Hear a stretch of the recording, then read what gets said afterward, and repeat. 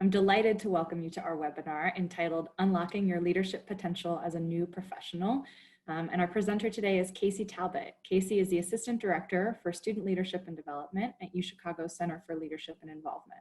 She facilitates workshops and trainings for students that allow them to explore their individual purpose, craft concrete goals and plans, and lead others to fulfill their shared vision for change. Casey graduated from New York University with her bachelor's degree and from Northwestern's Higher Education Administration and Policy program. She's been at the University of Chicago since 2017.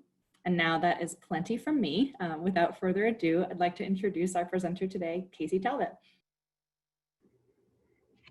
Thanks so much, Sam. I am so thrilled to be here with you all today, talking about this exciting topic, which I think is hopefully beneficial for, as the announcement of our webinar said, both folks who are new to the work world, but also to individuals who are new to their organization or new to a particular role.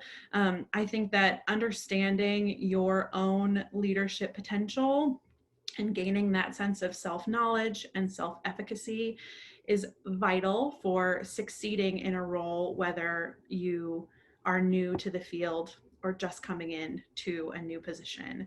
So I'm really excited to get started today and introduce this topic to you. And I will say it is an introduction. I hope to get to touch on a number of different areas of leadership, specifically as they relate to the working world. But I will only get to scratch the surface of some of these. And so we'll continue to share additional resources after the webinar is over, and we'll connect you to some cool concepts, some other books and articles that will allow you to explore this further in your own time, because so much of what I will be asking you to do as a result of this presentation is to continue the work. It isn't possible to just absorb what we'll go through here in this hour together and be done with becoming an outstanding leader. So much of that is ongoing. So as Sam mentioned, I work in the Center for Leadership and Involvement here at the University of Chicago, down on the Hyde Park campus. That means that most of the work that I'm doing is in leadership development for students, both undergraduate and graduate students. But the concepts that apply to leadership development for students are also really great concepts to take with you into the working world. Many of the students who interact with our programming on campus are looking for skill development and self-confidence to use their leadership knowledge in the workplace. So there are some great connections between both student leadership and that career piece as well.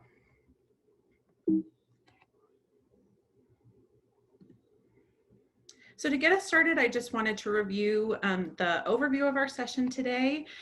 We'll start by talking about the difference between managing and leading, because our workshop today is really focused on that leadership concept specifically. We'll talk about how to recognize and use your strengths to your advantage at work. And not just strengths, but also the values and naturally occurring talents that you bring to a role. We'll dive into some leadership skills and habits, and that's where we'll get into some of those additional resources. And these are going to allow you to best leverage your strengths at work. And finally, we'll take a little bit of time to talk about navigating team dynamics, whether you're a colleague as a part of a larger team, or whether you're moving into that official manager role as part of your new professional position.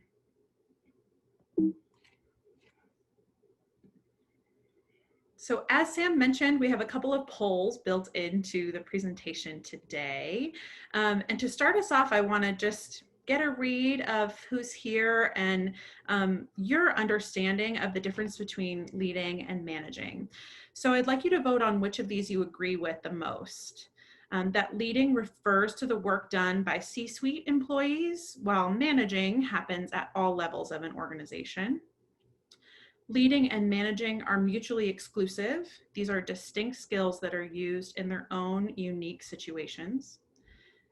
Leading is associated with influence, while managing is associated with power. And the final choice is that managing is a necessity in an organization, while leading is beneficial but not essential. All right, Casey, I'm going to share the results here with everyone. So it looks like our winner here was 67% of the vote is that leading is associated with influence while managing is associated with power. 30% of folks on the line guessed that leading and managing are mutually exclusive. These are distinct skills that are used in their own unique situations. And then 3% of the vote says that leading refers to work done by C-suite employees while managing happens at all levels of an organization. Awesome, thank you. So I did not design that poll with a correct answer in mind. Definitely those are all widely held assumptions about the difference between leading and managing. And I will share that for me, C, the choice that received the most votes, that's the one that I feel is the most true based on my understanding of leading and managing. And I'll share some information as we move forward that comes from the Harvard Business Review about how we conceptualize these two acts as different. So for the purposes of our workshop today, the difference that we are going to recognize between managing and leading, there's a few different elements to this. The first is that managing is often associated with control, while leading is associated with empowerment. So those who are using traditional management techniques might be thinking more about ensuring that the outcome of a particular work is exactly as they have envisioned it, and that their purpose as a manager is to control the actions and output of the team that might be serving underneath them, while leaders are seeking to empower those that work for them by giving them the tools to succeed in their own right, regardless of what that sort of manager's idea of the output should be. Managing is associated with counting the value of a team versus creating value on a team. So they might see the potential of their team as finite and something that they need to just optimize until that point where they feel that's where we're going to top out, while a leader sees that there is immense and infinite potential for the individuals on their team and works to ensure that individuals get to that infinite potential. Managing is associated with circles of power. So there's often hierarchical structures when we're talking about managing, and we really see the difference between levels of a team, while leading is associated with circles of influence. There's a much flatter nature to those relationships when you have a leader and a follower, because both individuals are seeking feedback and influence and advice from one another. Managing is often work focused. So the most focus is put on, as I said, the output and what actions are actually being done, whereas leading is people focused. So we're thinking about personal development, we're considering the whole individual on our team. And these are not just true for the people who are inhabiting those management roles. This is for anyone on a team, especially a new professional. This is your chance to embody the elements that are associated with leading without having an official manager title. Managing starts with the what. So where are we trying to go? What is the goal? What do we need to get done? While leading starts with the why. Why are we here together? What purpose are we serving? What purpose is the work serving? What's the underlying driving force for the work that we do together? And finally, managing can be associated with a deficit mindset. So as I said before, there is sometimes an assumption that there's a finite amount of potential in a team, and that the point of a manager working with those underneath them is to find the gaps in their ability and try best to cover up those gaps. Leading has a growth mindset. So that means that instead of focusing on the things that our team might not be as good at, the areas that are perceived as weaknesses, we're thinking most about the talents of our team, their strengths, how those can be further developed and utilized to get the most positive outcome. So one final thing that I'll highlight is that management consists of a controlling group or a set of entities that are attempting to accomplish a goal. But leadership refers to an individual's ability to influence, to motivate, and enable others to contribute towards organizational success. So really, we're looking at that people-focused way of producing results that has less to do with individual actions and more about the empowerment and the recognition of potential in a team member. And so with those differences in mind, I want to spend our time together talking about leadership, obviously. We know that at various times it's necessary to manage, and hopefully by the end of our workshop today, I'll show you how you can infuse a traditional management role with the concepts of leadership. So to start us off, I want to share that true leadership requires understanding who you are, what you value, and where your strengths lie. And this is the real undercurrent of our workshop today. Self-knowledge is vital to recognizing your own leadership potential, and also gives you the tools to recognize that potential in others. Developing your capacity to lead, gaining the skills to lead, it requires reflection and that growth mindset that I talked about on the last slide. So we're going to start with a short video that actually helps to provide the framework for how I want you to think about yourself as you start to work on developing these skills.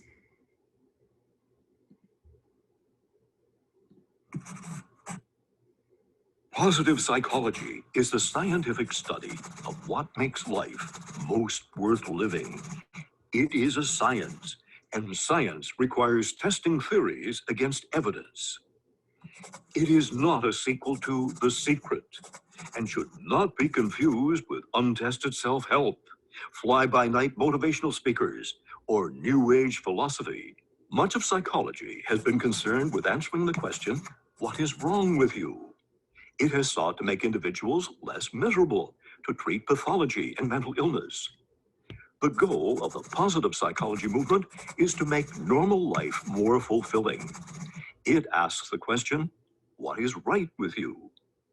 Instead of trying to help a patient go from -8 back to 0, the goal is to help individuals move up the other side of the scale. The field is intended to complement, not to replace, traditional psychology. It does not seek to deny the importance of studying how things go wrong, but it does assert that strength is as important as weakness, and that it is just as important to build on the best things in life as to repair the worst. So that clip might seem somewhat incongruous with what we're talking about today. But the reason that I like to start from here, and I like to present the framework of positive psychology when we're talking about leadership potential, is that often new professionals and the students that I work with every day, they believe that right now they don't have what it takes to lead. They believe that that's something that they have to get to, it's something that they should aspire to, and that's it's something that might take a lot of training and time, and that they need to do more workshops, get more experience, or even go back to school to be the kind of employee that is seen as a leader. The truth is that each of us has naturally occurring talents, and tendencies. And that when we couple those things with what we believe most, what we hold most dear, what we value in the world, those are the things that make each of us uniquely qualified to lead right now. Leadership requires, as I said, self-knowledge, and that alone is not necessarily enough.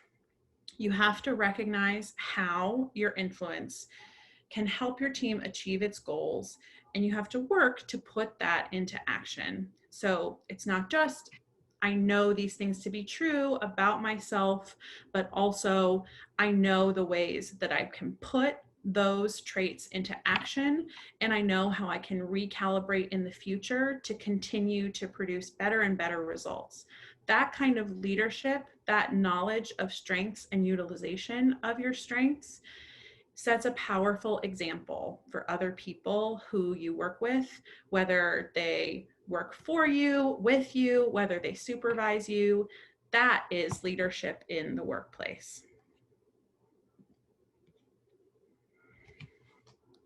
The research that's associated with that field of positive psychology, so that the connection to that video, it shows that it actually takes a lot less energy to focus on the areas that where we're already really strong, where our strengths lie. It takes less effort to take those strengths from good to excellent than it does to focus on our weaknesses or our deficit areas. It takes an enormous amount of time and energy and investment to go from areas of weakness to areas of just mediocrity.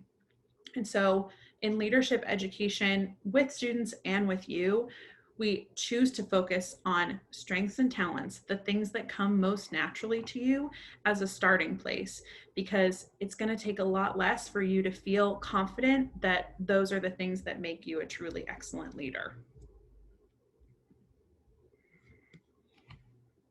So this is where we really dig in to how you come to understand yourself better and apply those things in the workplace as a successful leader. So you start by determining your values and strengths, and that's naming the strengths that you have. That's naming the things about you that are most beneficial to your workplace. Some of the ways that you can do this are by engaging in a values inventory. There's some amazing resources online, and I'm happy to share some with Sam as well, that allow you to explore what about your own history, your own experiences of the world determine what you value in life. You can also use personality or strengths assessment to gain some of that self-knowledge. So at the University of Chicago, we use StrengthsQuest with our students. That's a really great tool and is often available through your organization. But you could also use Myers-Briggs, True Colors, and Enneagram. Anything that gives you language to help describe who you are, how you like to work, how you show up in the world, how you relate to other people. All of that is going to give you tools for self-expression and self-knowledge. The last thing is to gather feedback. Once you do some of these inventories and assessments, once you start to see who you are and how that might apply to your work life, talk to other people in your life. You know, talk to your partner, talk to your supervisor, your team members, your friends, and ask them, does this sound true for me? Like, I took this test and it said that I'm a really great communicator. Do you find that to be true? The people in your life are, one, probably going to have some fun sharing what they actually believe about you, whether they think that these assessments are on the nose. And they also are able to sometimes observe us better than we can observe ourselves. So don't discount the feedback and input of others. The next piece is to claim these things about yourself, to actually recognize how these traits and values are beneficial to a workplace. So you would then reflect on, how do your unique talents contribute to positive outcomes at work? How have your values determined how you work, when you work, what kind of work you've chosen? And finally, are your values in alignment with your work? Are you able to have the things you care about reflected in what you do day to day? And the easiest way to answer these questions is really just to sit down and write out the answers. Truly think about how your strengths and talents come to bear in your workplace right now. The final step, aim, is to adapt your future actions to reflect your strengths and values. So you've looked backwards, you've been able to name those traits that are beneficial. You can say what situations, what roles and tasks really utilize your strengths and allow you to shine. And finally, you're going to look for the ways that you can do even better in the future, how you can aim those strengths and talents to benefit your team. So you'll want to set measurable, regular goals. I'm sure none of this is any surprise to anyone who's a new professional or who's been in the field for a long time. But these measurable and regular goals allow you to check in periodically on how you're doing with adapting your strengths and talents to your environment. The final piece is to communicate your plan to your supervisor and your team. You need that accountability. You need that outward, the opinions and the reflections of the folks who work most closely with you to help you recalibrate if necessary.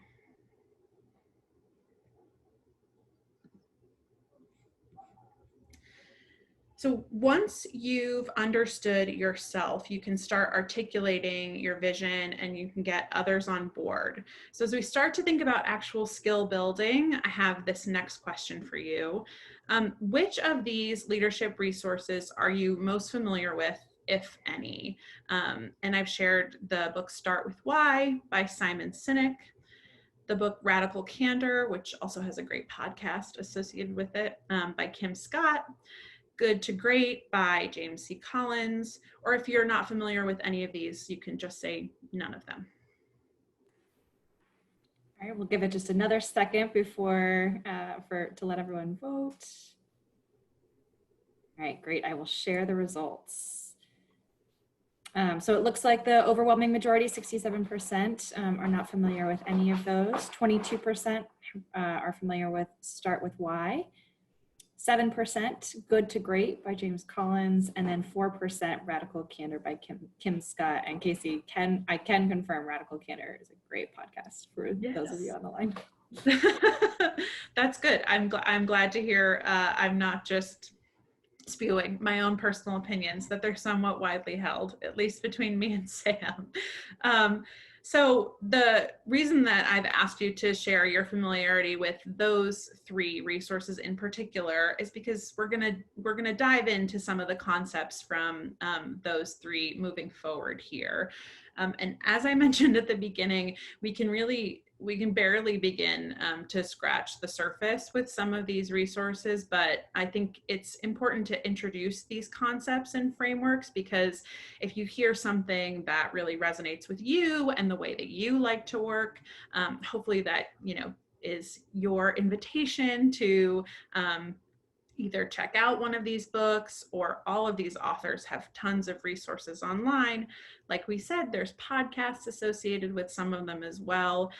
So that's just a great first look, I think, at some of the ways that you can continue to build skills. Because without being able to interact together and actually have a little bit of a dialogue going on, it's harder for me to build skills in you. But what I want to give you is the tools to continue to work on those things yourself once we're done with our time together here today.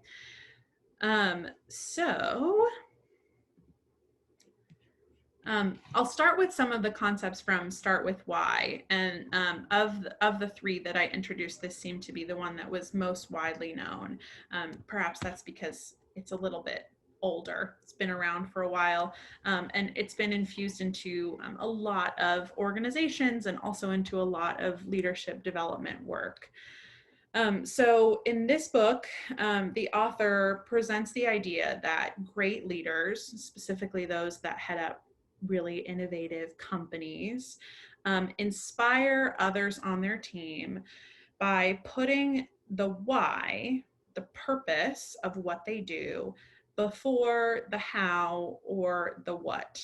And really, when this book came out, it created a lot of discussion in organizations, a lot of discussion in the private sector about how offices and businesses and organizations determine the flow of work and how they determine what their goals are as an organization. So for the individual, the way that this can show up in work, it doesn't have to happen at the organizational level. It doesn't even have to happen at the team level. I'm introducing this concept today because it can be a vital part of the reflection that you do in understanding yourself as well. So if you start with your own why in relation to the work that you do, you will then be able to infuse your work with a greater sense of passion and purpose. And if you move outward in these concentric circles and you begin by writing out your why, connecting it to your values and strengths, and then you start to think about the how, what are the processes and actions that are a regular part of your work? And then you finally are able to articulate what the goal is, the actual output. That is going to, I think, help you feel both a sense of confidence in your work, but also it will give you a greater sense of perspective for the long term in your work. It will help you to inspire others to be a part of your shared vision in work as well. And all of those things are associated with leadership in the workplace. So the next resource that I want to share is radical candor. And this is a concept that relates to that management and leadership dichotomy that we set up earlier today. Radical candor, the book, presents a lot of different concepts, but one of them that I love is this cycle that's shown here on the PowerPoint. So just to give you, again, a very surface level idea of what this book is about. It's about how supervisors and bosses retain talent and deliver superior results by building sound relationships, achieving results, and creating a better workplace. So radical candor is about the ability to be vulnerable in the workplace. It's about having the courage to be honest in your feedback, both up and down a management chain. And it's about being open to feedback and hearing it earnestly and allowing it to impact your work. So the cycle that Kim Scott presents starts with listening, being open to both ideas as part of the work process and also to that feedback. It then requires you to clarify, so asking follow-up questions, ensuring that the two people in conversation are on the same page. There's the opportunity to debate. So this occurs more in the idea generation space. So she wants to ensure that when organizations are trying out new ideas, that there is a chance for some healthy kind of arguments to the pros and cons of various ideas coming forward, that you make a decision and that you're clear about that decision, that you move forward with persuading the stakeholders who are involved in your decision. This is such an important part of leadership and creating a shared vision. Knowing how to tell other people what you're doing and why it's important is vital to leadership in the workplace. Finally, you actually execute your plan, and then again, more feedback. You learn based on the results. You see if there's something different you can do in the future, and you start the cycle all over again. The reason I present this as a leadership skill is because of that potential for vulnerability, for listening, for earnest change in the workplace. Radical Candor is written for bosses, for traditional managers, but the concepts that are presented there are absolutely associated more with that idealized version of leadership that we talked about at the beginning, and are definitely a departure from some of those words that we associate with management. And so I love for individuals to start thinking about leadership in the workplace like this before they even begin to start managing others. The final resource that I want to share is the book Good to Great. And this book actually tracks the performance of a number of companies over a long time. There's like a longitudinal observation of these companies. And what they were looking to do was to determine who managed to make the transition and really get a foothold in their market, and which companies fell prey to their sort of bad habits, the things that they started out doing just as a startup. I shared this resource in particular because I think it's a really, it's a great way to think about change management in an organization. And whether you are the individual who is in charge of overseeing some large change in your organization, or if you are just a part of that organization and you have a stake in whether the outcomes are positive, understanding the concepts that underpin successful change management, these are vital to allowing yourself to move into that leadership space when you're in an organization that is seeing some change. So the part of this cycle, there's obviously a couple of real buzzwords in this cycle that are more clearly explained when you actually get into the book. But I really love to highlight the parts that are in rectangles. So disciplined people, disciplined thought, disciplined action. You can't really have successful change in an organization. You can't lead change successfully without focusing on all three of those pieces. And one of the things that I want to empower you to do today as a part of this workshop is to understand that it starts with you. It is not just something that traditional managers are responsible for instilling in their teams. Leadership happens at the individual level. And the more you can pay attention to the people, the thoughts and ideas, and the actions of your organization, the more you're going to embody these leadership principles and skills.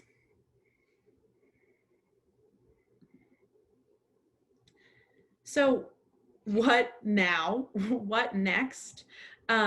And specifically, when you get into a role where you might feel like you're set up between that dichotomy of managing and leading, what do you do? How does this apply outside of the individual context? So you're a manager now. You don't have to be a manager for these things to apply to you, to apply to the way that you approach your work. In fact, I hope that you don't wait until you're a manager to think about some of these things or even to put them into action. You can display leadership at all levels of an organization. And I know that we started the session by setting up the difference between leading and managing. And it is a bit of a false dichotomy because it's possible to manage a team and to be a great leader. It is possible to do both of those things at once. And I want to share where you start and how you move forward with that.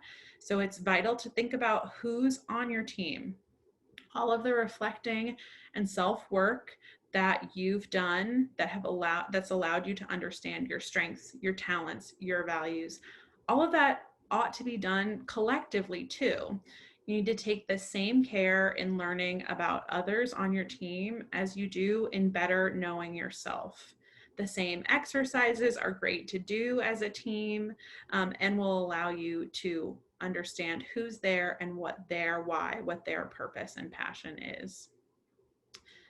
You need to think about what the members of your team are uniquely qualified to do. So assist them in claiming their strengths and manage their projects and tasks based on those talents. So if we're thinking about removing that negative stigma that's associated with managing, you're not thinking about this as a means of controlling who does what and who has which output. You're thinking about it from that empowerment lens. What is this person's naturally occurring talent, and how can that be leveraged in a specific task that our team has to do? You need to think about if conflict is going to arise. And please don't wait until it's time to repair conflict to get involved in the relationships between team members.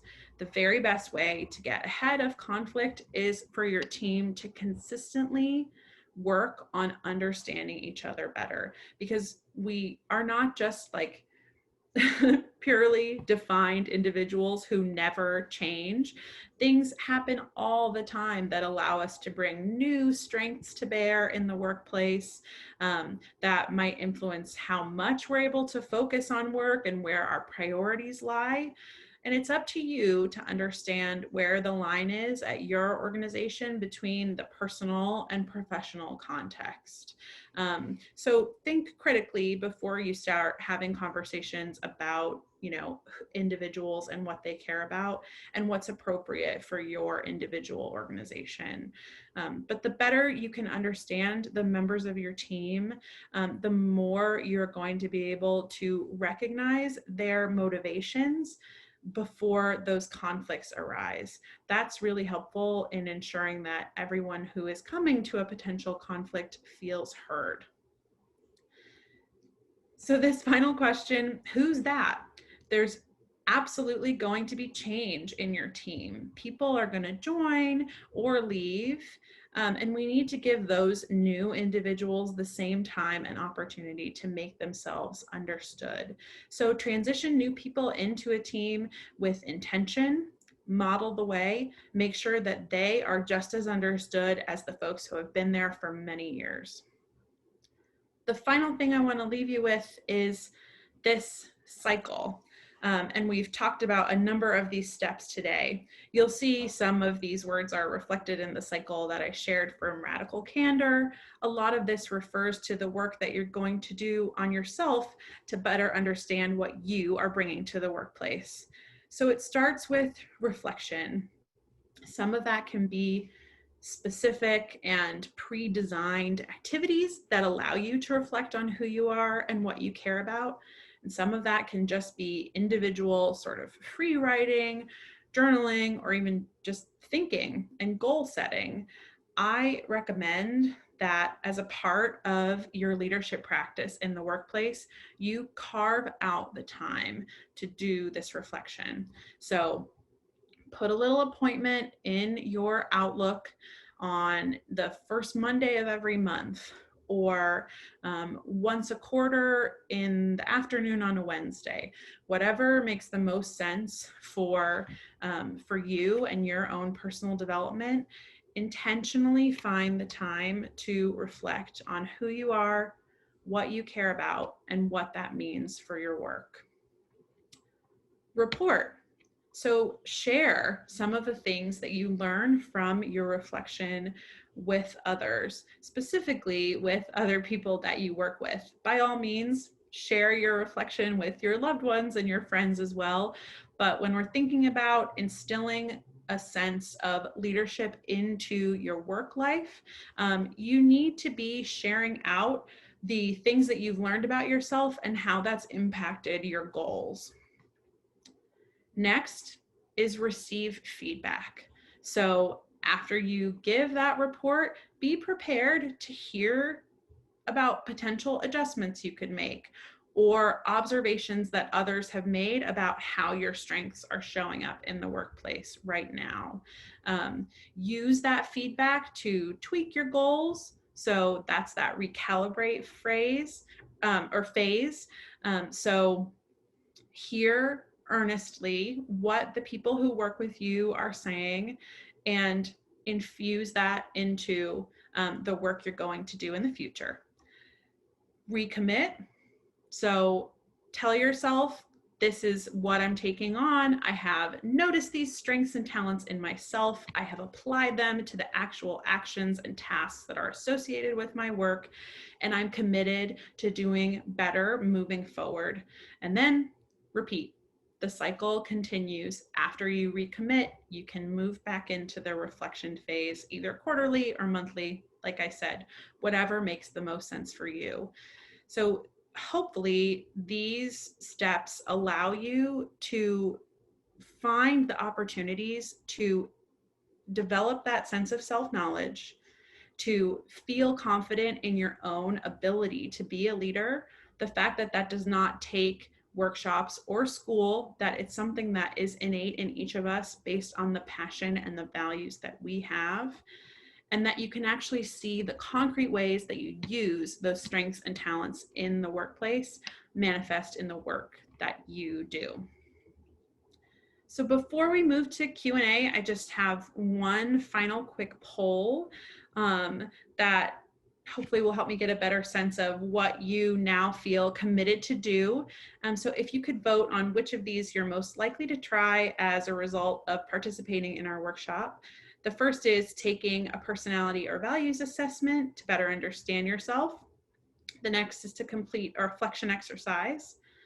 Third, explore additional resources, so some of the books and articles that were referenced today. Or finally, to talk with your team to learn more about them.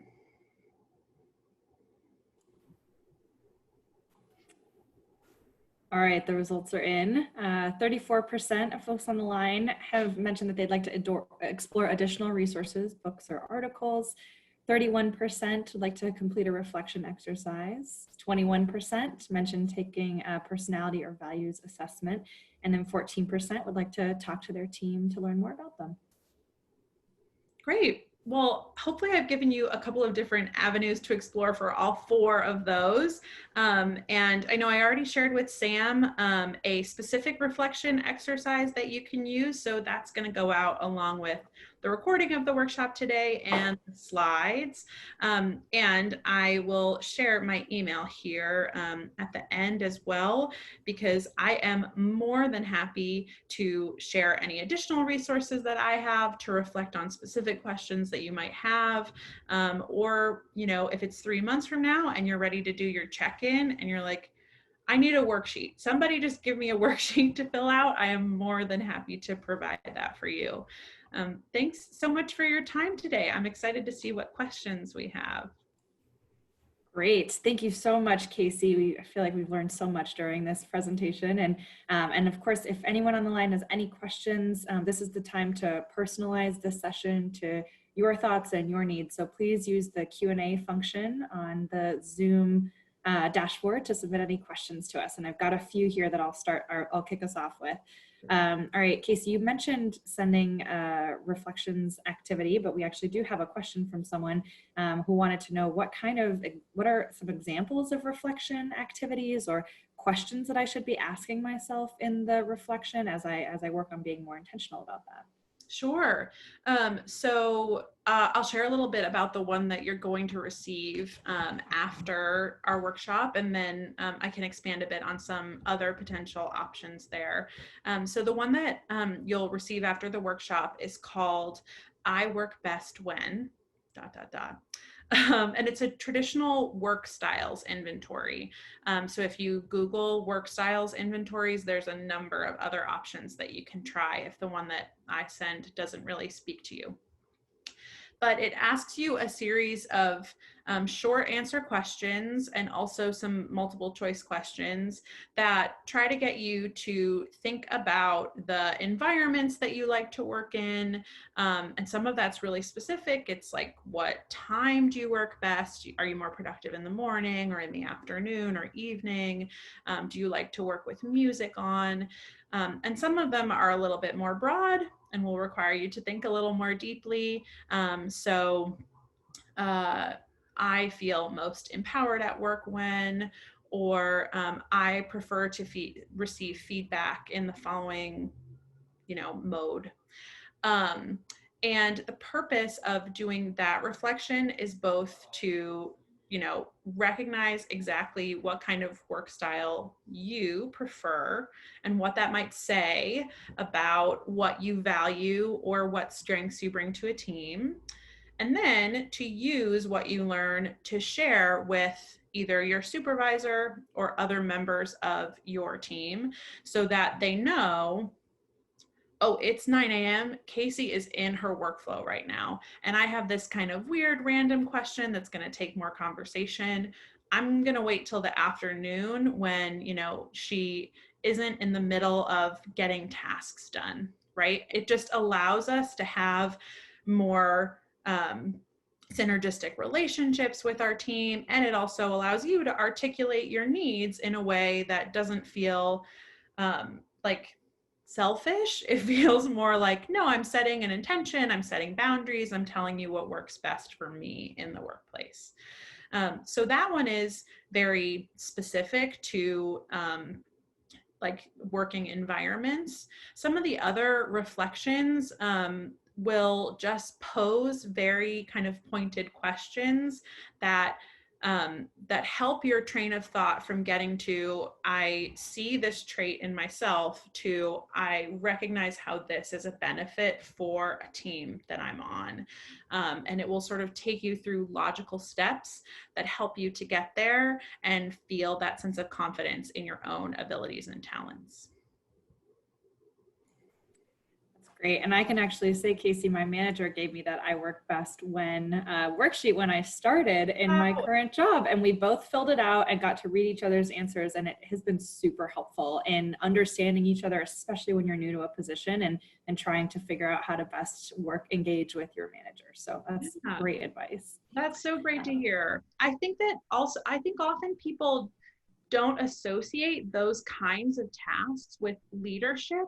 But the truth is that it's so impossible to be a successful leader without knowing who you are and how you like to work, and the same for your team. So I like to kind of demystify leadership, because people often think that it's like, as we saw, some people associate leadership with C-suite, with high-powered executives. And the truth is that we're all doing it every day when we put our values into action at work. And I want us all to walk around being like, heck yeah, I'm a leader. Yes, like I'm doing it. I'm filling out my work styles inventory. I love it. I love it. We're all more confident. This is great. And actually, I have a great follow-up question maybe to what you were just talking about here. So here's someone asked, what are ways that you'd suggest practicing leadership? My boss has encouraged me to find other ways to grow my leadership skills, is open to suggestions, but I'm not actually managing someone. Would you suggest things like project management, leading a committee? What other ideas do you have? So yes, to those examples that you've given, absolutely. I think that taking on additional responsibilities where you can see something through, that's a really great way to practice leadership, because it's less theoretical and lets you really put some of these skills into action. But I also think that doing, as we mentioned, these reflections regularly and talking about them both with your supervisor and with your team, that's a form of leadership as well. And that's a way to practice specifically skills that are often needed for managers, or that people want to see in potential managers before they ask them to move into those roles. So showing how you can invest and develop others on your team without like without that hierarchy in place, that is such a great sort of management and leadership practice. And it starts by doing the work yourself.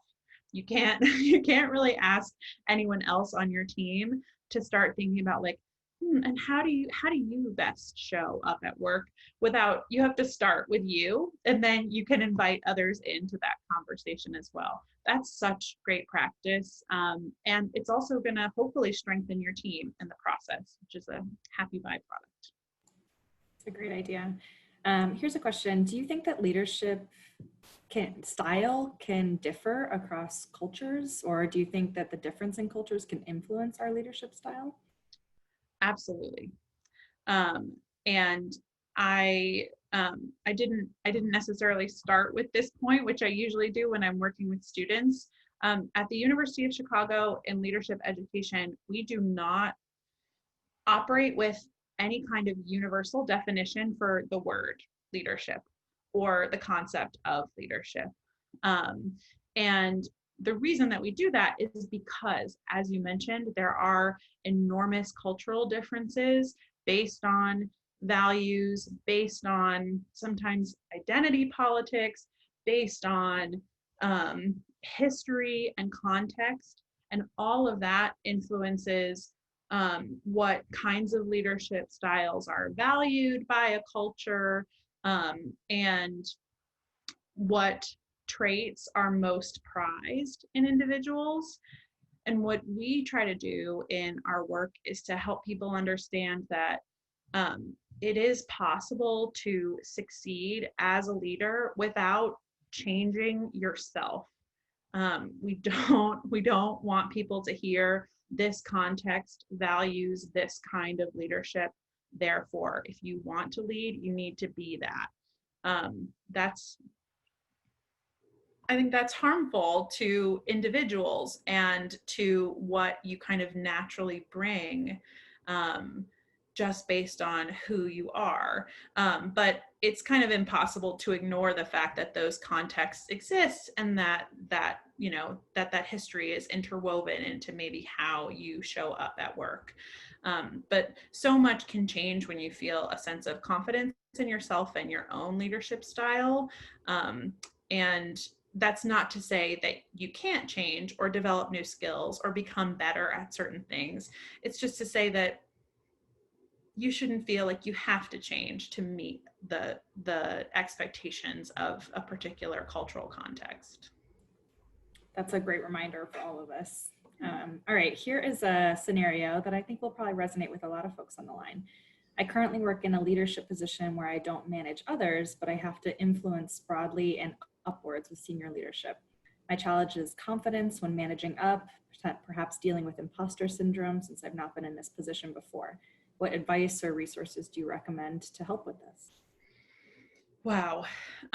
First of all, kudos to you. That's a challenging position to be in, because you don't have the ability to, manage down and sort of practice those skills and gain confidence with maybe folks on your team who might be less experienced. You're doing all of that upwards. And yeah, that can feel really daunting. And I think the first step is absolutely in recognizing, okay, this is a potential area of growth for me. This is something that I want to get better at. I want to feel more confident. I want to get rid of some of this imposter syndrome.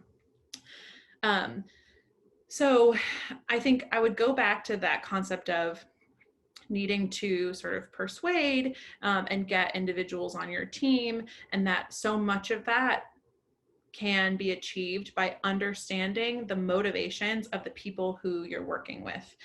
So practically speaking, if there's a chance for you to just have some like non-work time with individuals. I know that's so hard right now while we're working virtually. There is no like, can I take you on a coffee date? Can we grab lunch sometime? But to the extent that you're able to do so, to have some more kind of casual interactions with individuals, I think knowing what motivates them, what brings them to their work, what drives them, and what do they prioritize, that really will help you shape your message when managing up and trying to persuade others, because you can craft it based on what you know about those individuals. If you take all of those situations and you apply the exact same sort of approach, you're not necessarily going to get the same results from every individual, because you aren't going to be addressing the thing that is most important to them.